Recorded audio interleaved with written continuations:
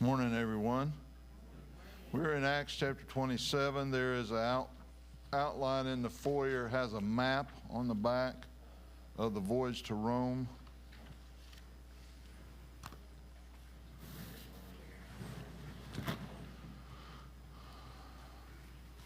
Pete, will you lead us in a word of prayer, please? Dear Heavenly Father, we come together this morning to study your word, thanking you for delivering that word to us. Your Son, Jesus, being here to show us the way on this earth and onto the next life in heaven with you. Later we will be praising you and honoring you in worship service. Thank you for the examples that you've given and the commands that were delivered and the examples that have been set forth through the apostles and their leadership after Jesus departed from this world. We thank you for his great sacrifice to help take our sins away from your sight and allow us to be in heaven to serve you for eternity. We ask you to be with us as we go through this study. We ask you to be with all the teachers this morning. As they bless their students with lessons, help the students be attentive and to learn intently about your way for us and then take it into the world and show others as well. It's through Jesus that we offer this prayer. Amen. Thank you.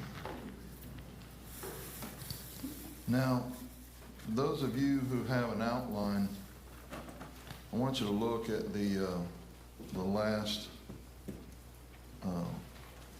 question there. It's got a 22. That's a misprint. It shouldn't even have a number there.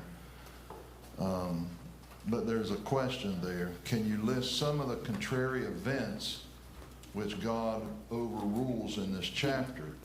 What I mean when I say a contrary event is that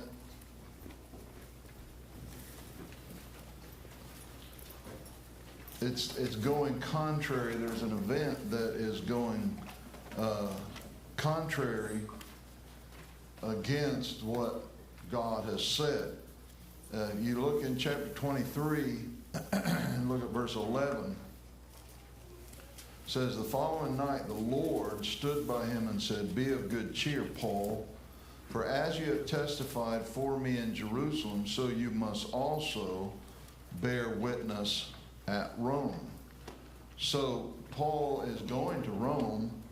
There's no question about that. Why? Because the Lord has said it. You're going to bear witness of me in Rome. But you see that there are a number of things that happen in this chapter in particular that are contrary to that statement. They go against Paul going to Rome. And so as we look at chapter 27, I'd like you to keep that in mind. What are some things that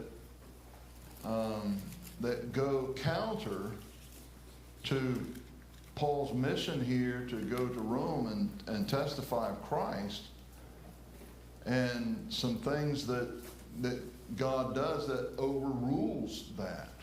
Because I think that's the main lesson of this chapter. You look at this chapter and it's mainly just narrative. It's telling a story of who did what.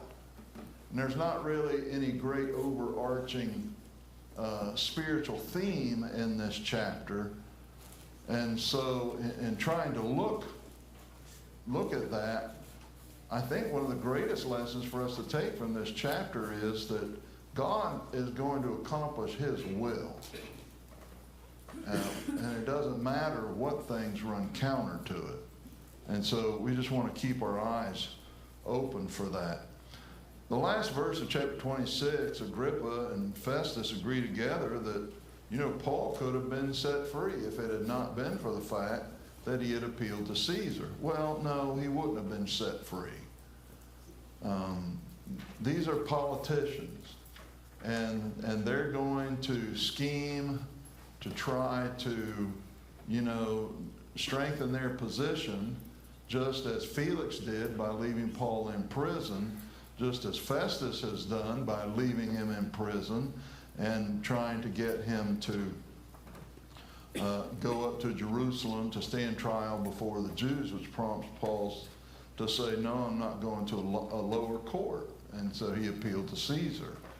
And so it's their own fault, really, if we want to apply fault somewhere, that Paul's going to Rome. But behind that even is the purpose of God.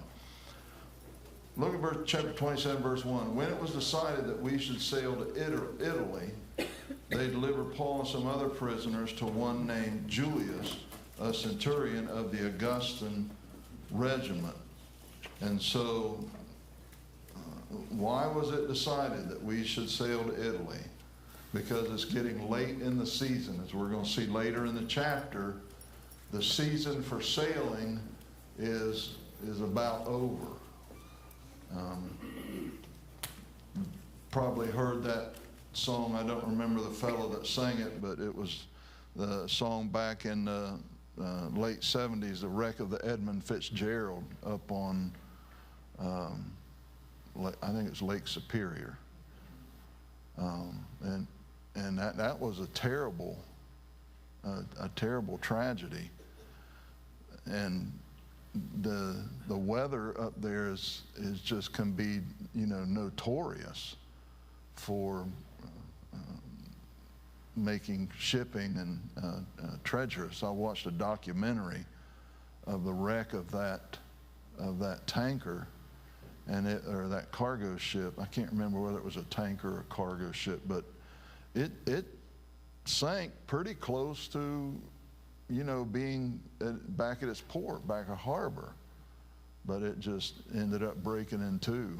So anyway, just as there is today, there was then a season for sailing. Not as much today as it was then. So entering a ship at Adramyttium, we put to sea, meaning to sail along the coast of Asia. Aristarchus of Macedonia, Thessalonica, was with us.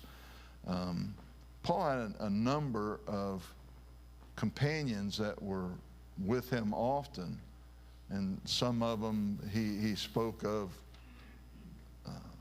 very favorably, and others that just mentioned. Sopater is one that we don't know much about. We do know a little more about Tychicus or Epaphras and Aristarchus, but others, and we don't know much about Aristarchus. He's just mentioned, and also Gaius and Secundus. There were some that are just mentioned. And boy, there's I'm sure a lot of other stories to be told there, what stories they could tell. So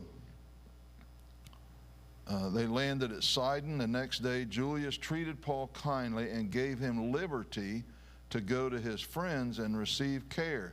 And I'd like to know the backstory to this, because this is highly unusual for a prisoner to be given liberty. So I think that Julius here has been exposed to the preaching of Paul, been around Paul, and evidently Paul has made a very favorable impression upon him. Now, why he needed care is not stated. I just kind of conjecture that maybe it was seasickness, but I don't know. Anyone have any thoughts on that? He has been in prison for 2 years, and that's not an easy life. So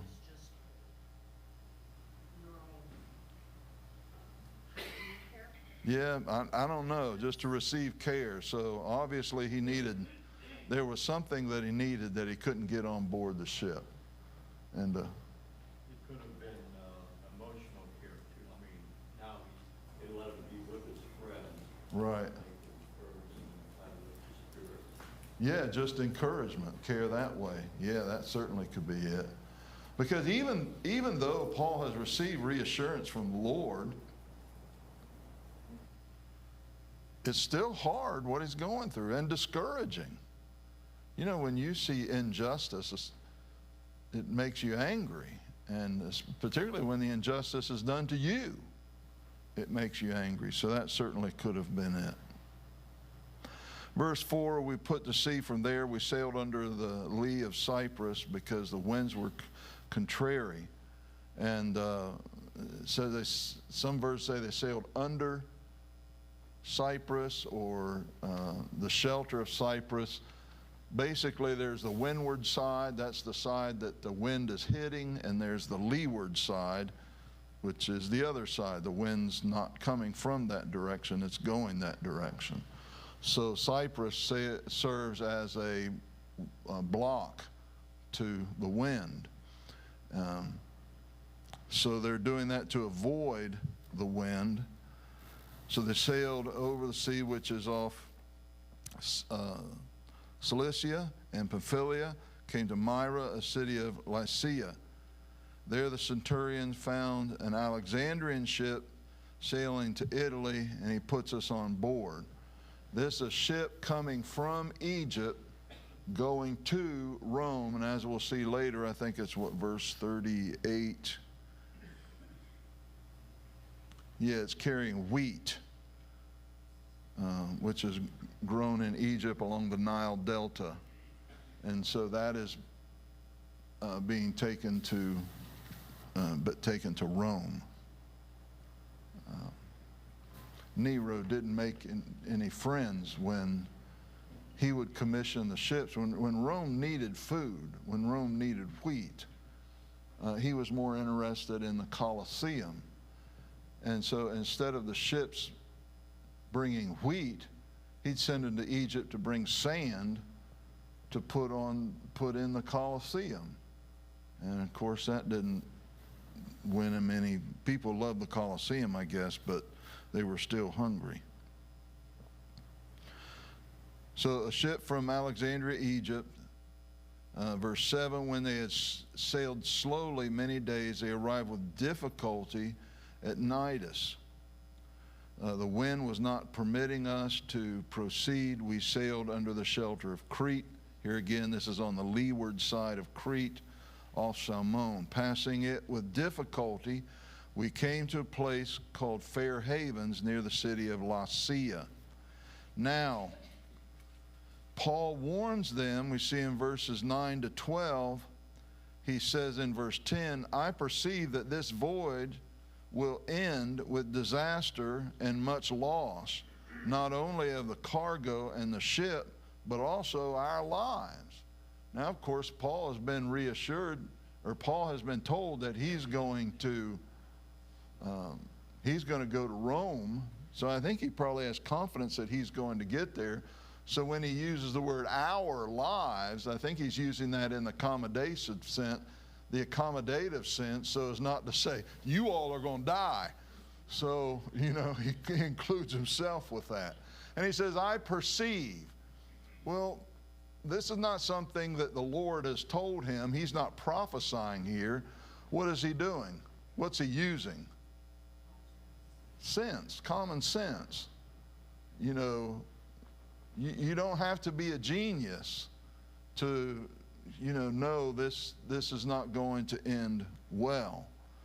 In verses 11 and 12, you have the centurion, and he's being counseled by the helmsman, that's be the captain of the ship, and then the owner of the ship. And they have a stake in that cargo getting to Egypt, because I suppose they probably wouldn't get paid until their cargo got to got to Rome, or to Italy at least, to be taken to Rome. So, they have an interest in proceeding, because if they have to wait until fair weather, then they're going to have to wait to get paid. And so I don't know whether that shaded their opinion on this. I kind of think it did. But anyway, the centurion did not listen to Paul. However, he did listen to the captain and to the owner. And then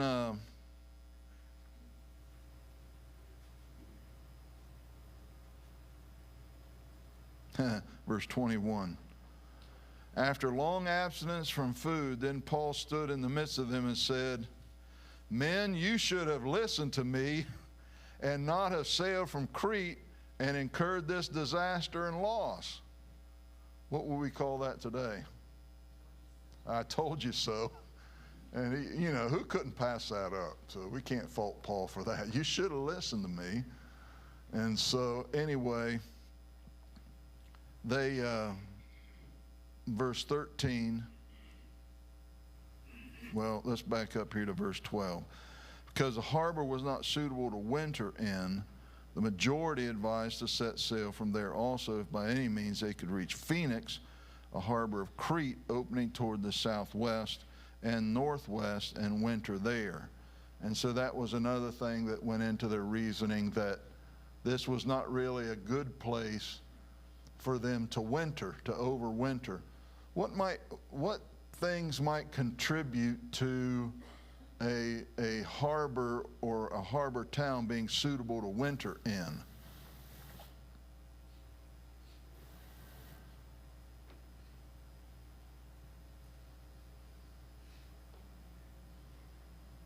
What are you going to need? You're going to need somewhere to, of course you could live on ship, but they get very rowdy on ships when they don't have anything to do. This is why the Navy has Marines on their ships. It's basically to put down mutinies. And so you would need to resupply, because if you go on a trip, no matter what it's in, a car or a ship or whatever, you plan on being gone a certain period of time, and so you take supplies and money and all for that certain period of time.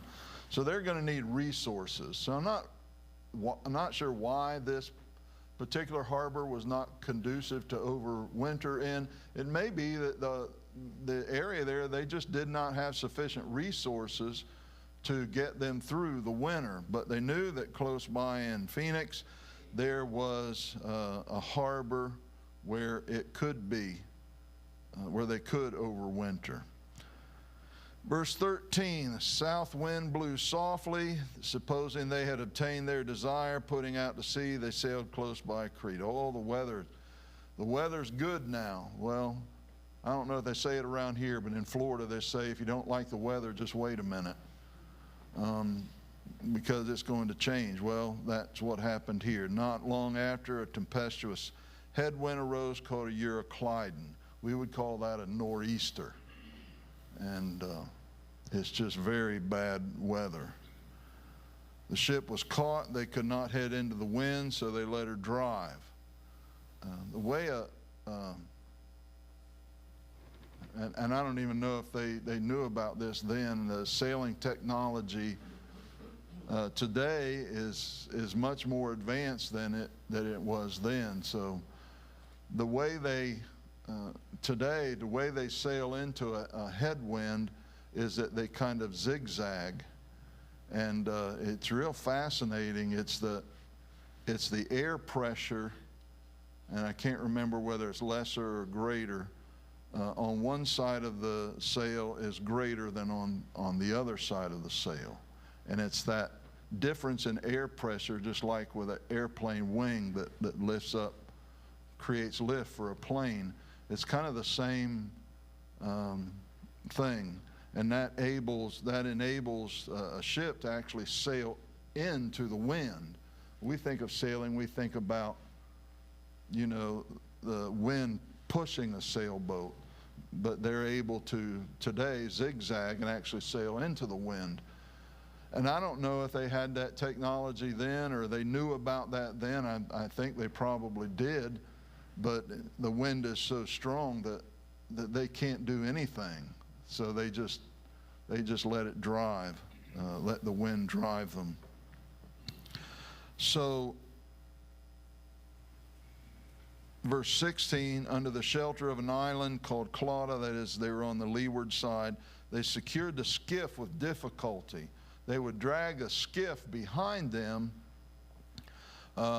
so they didn't want to lose the skiff, so they brought it on board and secured it. and because of the storm, it was very difficult for them to do such. And then they used cables to undergird the ship, fearing lest they should run aground on the Syrtis sands. They struck sail and were so driven. So they take the sails down altogether. These cables are for undergirding, and they're just thick ropes that run under the ship, and they go either to the bow or to the stern. You would have a group on either side of the ship, and they would let the rope out, and they would let it down into the water, and they would just work it toward the other end of the ship, and then they would secure it, and then they'd, do that. And the clapboards on, you've heard of shiplap siding, and the way that comes from the way they would make the ships then, and the Vikings did this as well. They would just lap them over and secure them with iron nails and stuff it with tar and oakum to waterproof it. And so they would have to repair it from time to time. It was prone to leak. And so this was to help to hold it together. They'd fasten it on one side, pull it, fasten it to the other side. Kind of the way a cooper that makes barrels, he puts a ring around that barrel to hold it together. It's a similar principle. So they just want to hold the ship together. They were in fear of, and this was really one of the great dreads of all sailors of that day in this area on the Mediterranean, was to be run aground on the Syrtis sands. It always amazed me anytime, most of the time when I would go fishing in Tampa Bay, I just wade, because most of Tampa Bay is not over about chest deep. You can wade probably 75% of it. But I had a friend, a member of the congregation. He was a big fisherman, and sometimes he would take me out in his boat. And, you look down and it's just, you don't see anything. You figure that's just a really, really deep spot. And you go another 20 feet and you can get out, and it's only ankle or knee deep depending on the tide. And so it always has to, and they have buoys out there, but you always have to adjust your motor up and down in the water. And a lot of the boats that are used there are pretty shallow draft, because you can if you get out there at the wrong tide, you can just get stuck. Matter of fact, there's some guys that make a lot of money just pulling people off of sandbars. So out in the middle, I say the middle of the Mediterranean, but it's more toward the coast of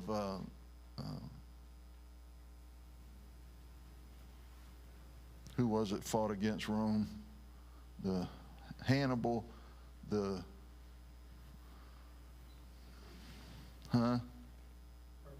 Carthage, yeah, Carthage. Thank you. More toward that northern coast of Africa, toward Carthage, is the Syrtis sands. And it was a dread of all sailors, because it's a shallow sandbar. But basically, you look around, it's the middle of the ocean, and no boat's going to come rescue you. Number one, no boats are going to sail anywhere near it, and no one's going to come rescue you, because they'll get stuck on the sand as well. And so you are doomed then to a very slow and agonizing death of thirst and starvation. And that's just a great dread of the sailors. They'd rather drown than to die that way. And so they want to do anything to avoid getting stuck on the Syrtis sands. They lighten the ship, verse 18. I'm not sure what they throw over, because later they throw over the ship's tackle, which would be all of the rope and rigging and booms that would hang off the mast and what have you. And then after that, they get rid of the wheat or the cargo. So I suppose here it's just anything that was not a necessity. On the third day, they threw the ship's tackle overboard. Now you have neither sun nor stars appearing for many days, and no small tempest beat upon us. All hope that we would be saved was finally given up. Now Luke was writing this, and of course Luke is with Paul as well as Aristarchus, and I think they were probably aware that Paul was going to go to Rome, but I think when he speaks here, all hope was gone, he's speaking generally of the crew and the passengers and the soldiers. Verse 21, Paul says, I told you so. Verse 22, he gives them encouragement. And he said, there'll be no loss of life. Why? Because there stood by me this night an angel of the God whom I serve, of the God to whom I belong and whom I serve, saying, do not be afraid, you must be brought before Caesar, and indeed God has granted you all those who sail with you. Jesus said, you're the salt of the earth. What is salt used for other than flavoring? It's a preservative. You can cure things, that is, preserve things with salt. And how is it that Paul is preserving? His faithfulness is preserving the lives of everyone on that ship. How was Sodom and Gomorrah preserved up to the point of Genesis chapter 18 anyway?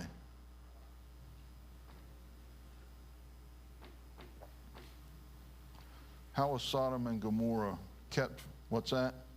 Lot, exactly.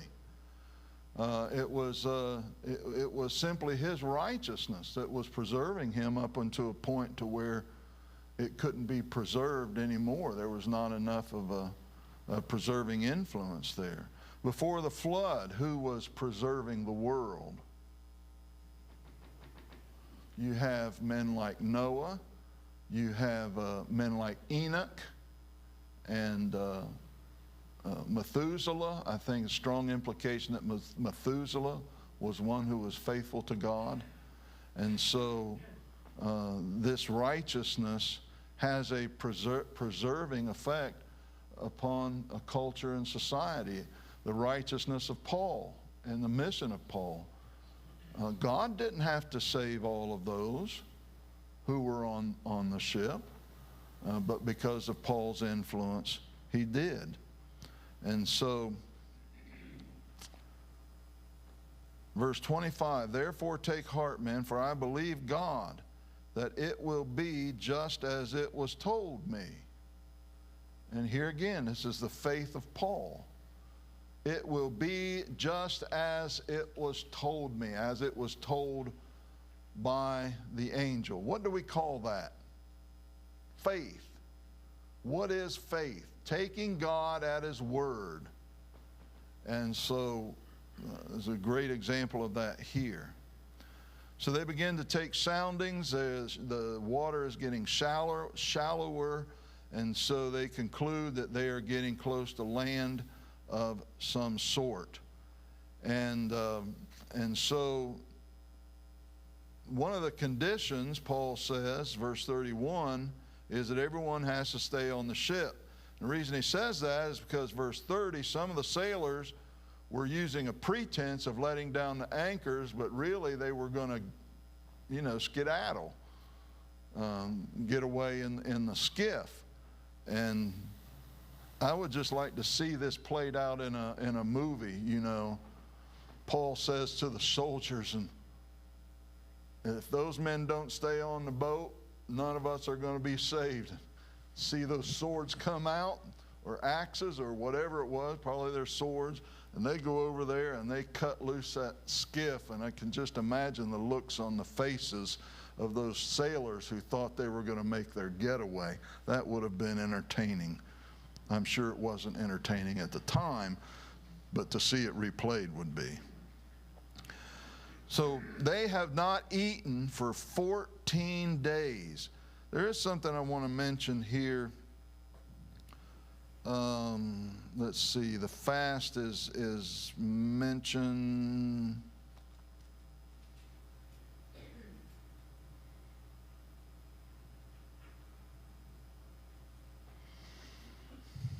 I must have just overlooked that.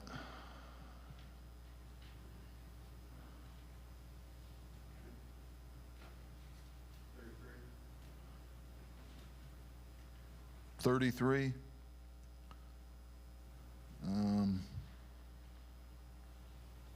No, that's not it. There's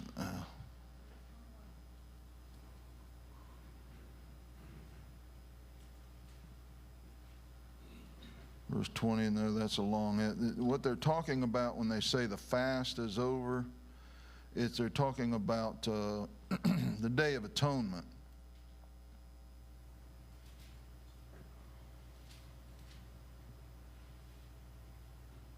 Which tells us a time of year which would have been late September, early. Thank you. Because the fast was already over. He said, I perceive this disaster, this is going to end in disaster. Because the fast was already over. So Paul's saying it's getting too late in the year. The fast would be that surrounding the Day of Atonement, which would have been in late September. And so it's already over, so it's maybe even getting into October. So the weather would be getting contrary. Forgot to mention that earlier. There's another fast taking place, and that is that they haven't eaten in 14 days. Well, why do you suppose that is? It has to be seasickness. I mean, there's some pretty salty sailors that can, I'm sure, eat in pretty bad weather, but this is so bad that not even the sailors are eating, because they would just, no sooner they got it in that it would be coming out one way or the other. So Paul encourages them to take food.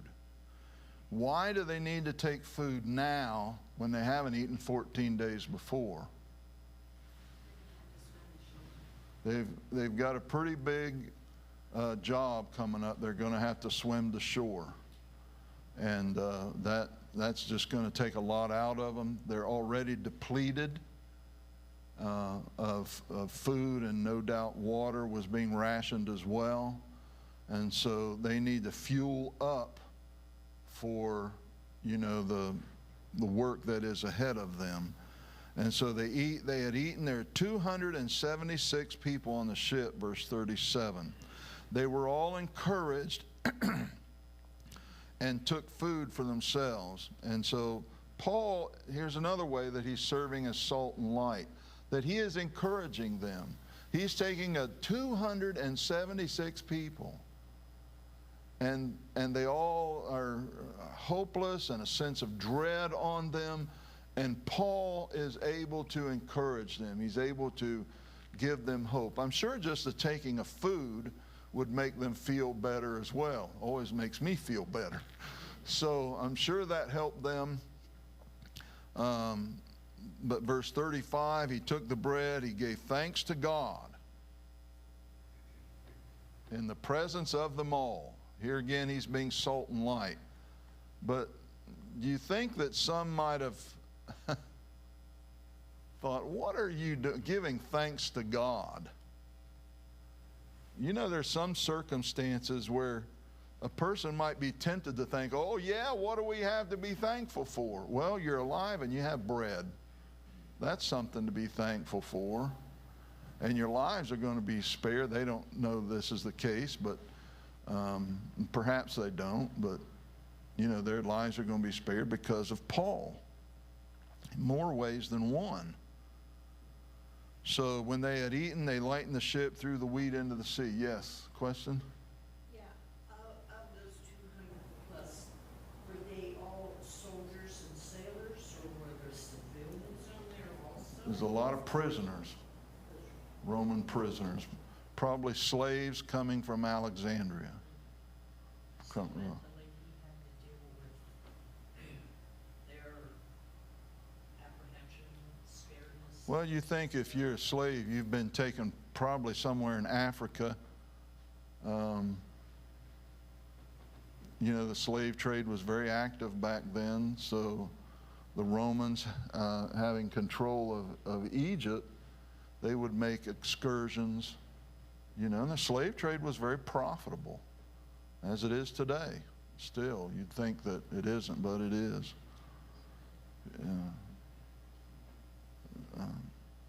Along those lines, let me encourage you, if you have an opportunity to see that movie, Sound of Freedom. I think it's something worth seeing, to be aware of the modern slave trade, worldwide slave trade that's going on today. So they've lightened the ship as much as possible. They couldn't recognize land, but they did think they saw a bay and a beach. It's probably just because of the clouds being so low. So they end up getting run aground, verse 41, striking a place where two seas met. They ran the ship aground, and the prow stuck fast and remained immovable. The stern was being broken up by the violence of the waves, and so the ship is breaking up from the stern forward. And so you can almost imagine everybody moving forward here. Well, the soldiers' plan in verse 42 was to kill the prisoners, lest any of them should swim away and escape. Why would that be of any concern to the soldiers? Their life is forfeit, the prisoner sees. Right, your life, if you let a prisoner go, then your life is forfeited. But the centurion, wanting to save Paul, kept them from their purpose. Every slave on that ship, prisoner on that ship, owed their life to Paul, because it was the centurion's desire to keep Paul alive that kept all the rest of the prisoners alive as well. So anyone that could swim, abandoned ship, and if you couldn't swim, then grab a hold of something that floats, and they all escaped safely to land. You need to underline that. They all escaped safely to land. Why? Well, Paul said, I believe that it will be as God, or as it was told me by the angel of God. And so it was God's doing that all of them, you know, remained. Just this reminds us of Paul and Silas in the jail in Philippi. Why didn't those prisoners escape? Well, it was God's overruling hand.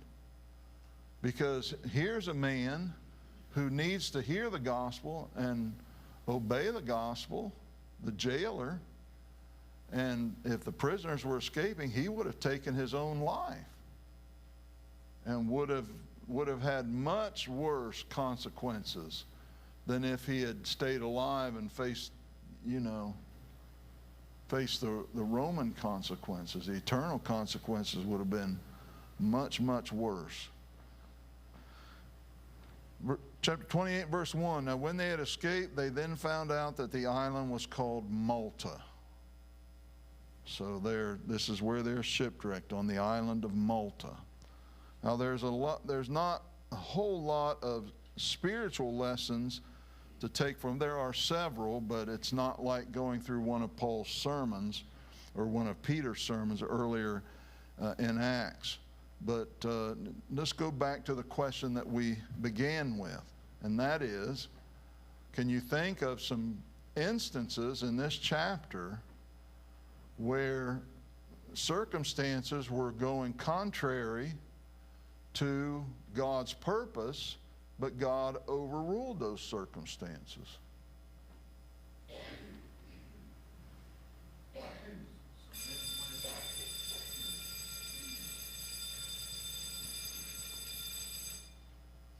wanted to take Paul's life before he got to Rome. Right. They wanted to, Paul would have ended up dying along with the rest of the prisoners. But that was overruled through the influence of Julius, the commander. What else? The storm itself. The fact that these three, primarily the commander, the captain of the ship, and the owner of the ship, decide that they're going to sail when they shouldn't be sailing, and Paul warns them not to, and they go contrary to what Paul says, then, certainly God overruled that. God didn't stop the storm, but what did he do?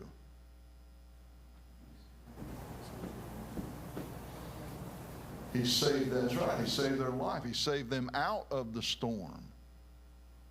And so, a lot of times we want God to stop the storm in our life. And we don't understand why he doesn't. But we do need to understand that God will save us out of the storm. And it's not pleasant to go through, but he does save us out of it. What else? I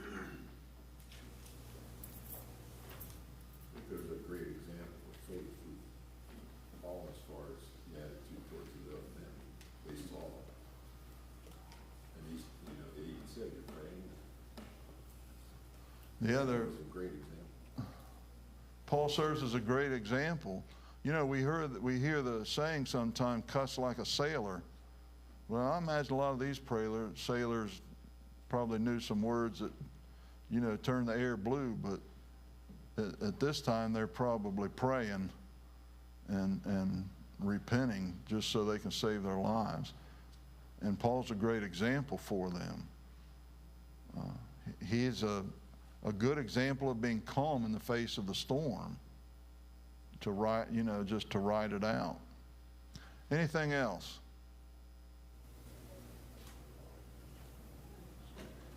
What's that? They had somewhere to go.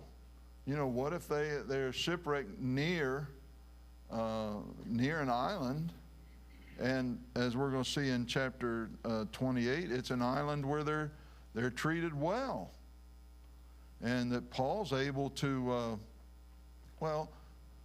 just think about this for a moment. You're on the island of Malta, but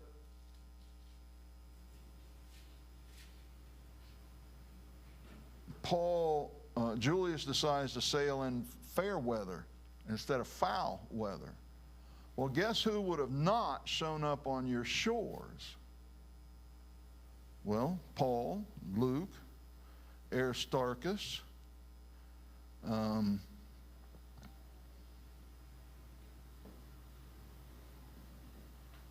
Paul's able to, we're getting into next week's lesson, but Paul is able to heal, do some healing on that island, and I think it's strongly implied that to do some preaching as well. That is almost always what follows healing, is preaching. And so Malta would not have had that opportunity to experience Paul's visit if it had not been for the shipwreck. You're looking at chapter 28, and another contrary that the snake bit Paul, and he didn't die. Right, and that served a couple, when he got snake bit, that served a couple of reasons. Number one, it saved Paul's life, but it's also, it leads people to be curious because they think he's a god. He's able to change, that gives him an opportunity to show that he was not.